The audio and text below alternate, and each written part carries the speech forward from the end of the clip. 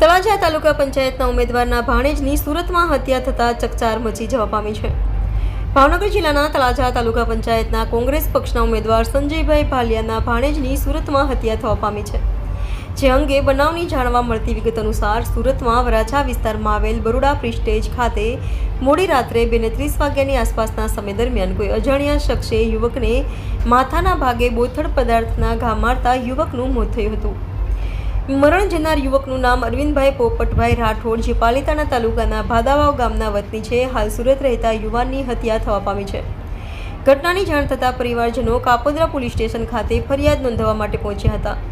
હાલ તો યુવકના મૃતદેહને પીએમ અર્થે હોસ્પિટલ ખસેડવામાં આવ્યો છે અને પરિવારજનોમાં શોક છવાઈ ગયો છે।